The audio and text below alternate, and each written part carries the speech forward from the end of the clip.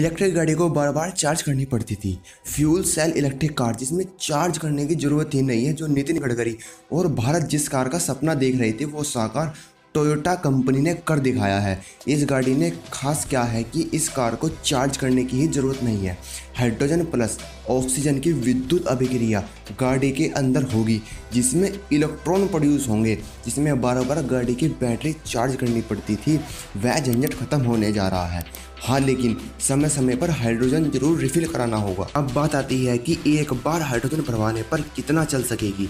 तो दोस्तों बता दें कि कंपनी ने इसी चीज़ को लेकर गिनीज वर्ल्ड रिकॉर्ड में अपना नाम दर्ज कराया है। दोस्तों आपने नॉर्मली कार में देखा होगा कि वे एक बार फ्यूल भरवाने के बाद 600 से 800 किलोमीटर अधिकतम चल पाती है, लेकिन टोयोटा की इस कार ने 1359 किलोमीटर चलकर गिनीज वर्ल्ड रिकॉर्ड में अपना नाम लिखवाया है। लेकिन कंपनी बाद में इसका 650 किलोमीटर का EPA प्रमाणित माइलेज है, क्योंकि आपने देखा होगा कि कंपनी अपने वाहन का माइलेज अधिकतम बताती है।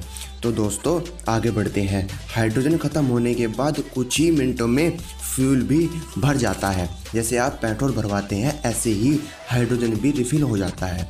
अब दोस्तों यह भी तो सोचो कि आखिर भारत सरकार ने पूरे देश में हाइड्रोजन पंप के बजाय इलेक्ट्रिक चार्जर लगा लेते, लेकिन सड़क एवं परिवहन मंत्री नितिन गडकरी को एक ऐसा ईंधन चाहिए था कि उसे प्रोडक्शन करने में पोल्यूशन न हो। तो भारत 2030 तक 5 मिलियन टन हाइड्रोजन बनाने का लक्ष्य रखा है, जो इन सभी वाहनों के ईंधन की पूर्ति करेगा।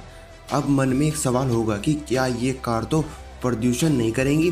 तो दोस्तों हाइड्रोजन प्लस ऑक्सीजन के विद्युत अभिक्रिया से केवल जल प्रोड्यूस होता है, तो इससे केवल एग्जॉस्ट से पोल्यूशन नहीं बल्कि पानी निकलेगा।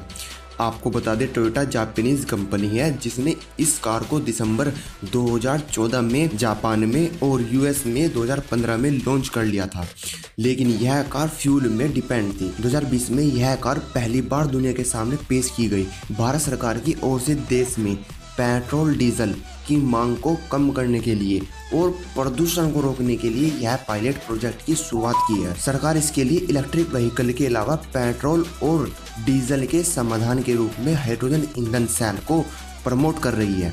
इस पायलट प्रोजेक्ट में इस कार को भारतीय सड़कों पर और भारतीय जलवायु में चलाकर टेस्ट किया जाएगा। इसकी सबसे बड़ी बात यह है कि कार कहाँ बनेगी और कितने पैसे में मिलेगी। टोयोटा ने कहा है कि ये टोयोटा मिराई FCEV को कर्नाटक में टोयोटा कर्लोस्कर मोटर के प्लांट में बनाया जाएगा।